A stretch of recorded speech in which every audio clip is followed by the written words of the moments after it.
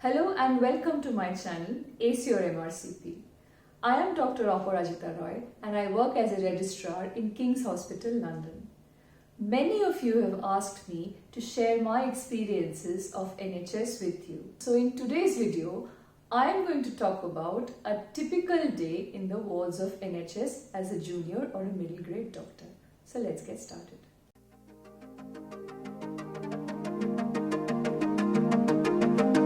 A typical day in the NHS ward starts with something known as a board round, where in front of a big white board which contains a list of the patients in the ward, the entire team assembles. The entire team consists of the doctors, the nurse in charge, the nurses, physiotherapists, dietitian, pharmacists, and sometimes the discharge coordinator. That is how a typical day starts, where each and every patient is discussed with the entire team to make clinical plans, to discuss the pending investigations, to discuss any pending referrals, to discuss the patient's dietary requirements, the patient's mobility, the social situations, and the most important question, the EDD or the expected date of discharge.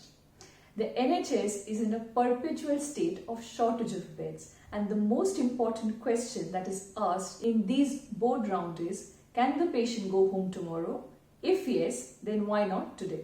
These board rounds last roughly for 30 minutes, following which the junior doctors of the ward prints out a list of the patients that are present in the ward.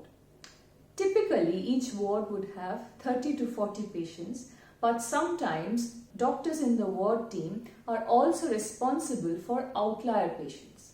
With outlier patients, I mean the medical patients who are admitted in a surgical ward due to lack of medical beds. Now at this point, the total number of patients that are present in the ward as well as the outlier patients are equally divided among the team of doctors in the ward. So in a typical ward with 30 patients, the patient would be divided into two teams with two consultants or one consultant and one registrar. Typically, the sickest patient of the ward or any new admissions are reviewed by the consultant, and the next level of patients are seen by the registrar, and then the SHOs, and then the F1s. The interns or the F1s of the ward are also treated as independent doctors and they review patients independently.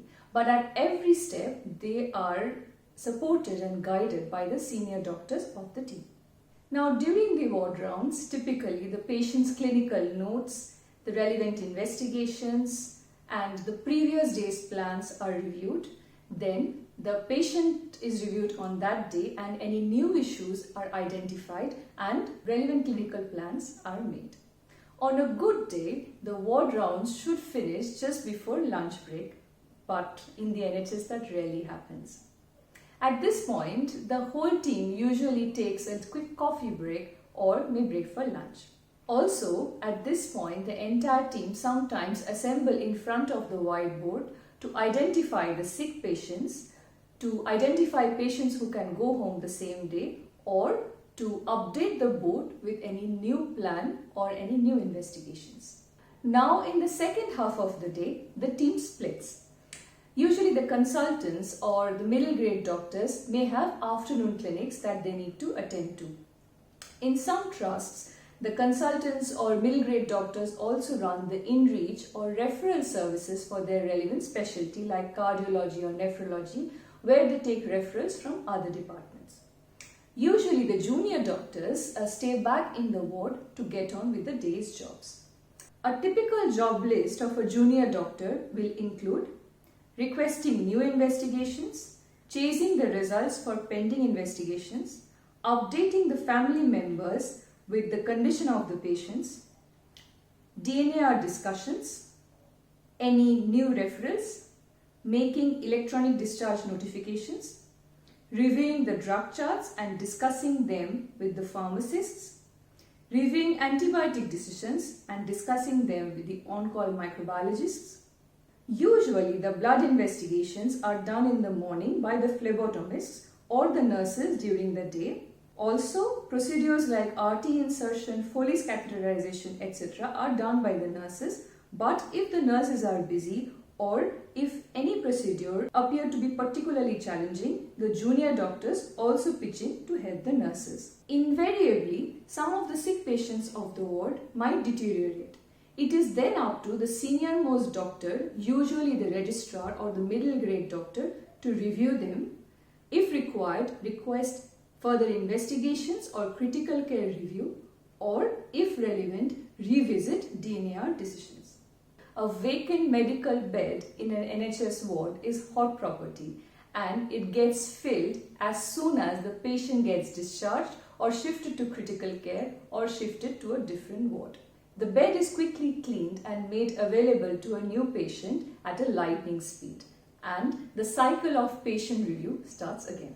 In an ideal day, the ward jobs should finish by 4:30 when the junior doctor updates the patient list of the ward for the next day, chases the pending investigations, puts in new investigations for the next day for the phlebotomist to bleed the patients, and by 5 o'clock goes over to hand over the sick patients for out-of-hours review to the out-of-hours on-call team. So in a typical day, the work can be quite hectic, and that is why it is extremely important to work as a team, gel well with the other team members to make sure you provide excellent care not only to your patient but also to yourself and your colleagues. If you have good working relations with your team, you would not even realize where the day has gone, and before you know, it's time for you to go home. I hope you gave you some insight as how the NHS works. If you're liking my videos, guys, please subscribe to my channel and share my videos with your friends and other aspirants who want to come and work in the UK. Let me know in the comment section below how you like this video and what other topics you would want me to make videos on. Till then, stay safe, keep studying and ace your MRCP.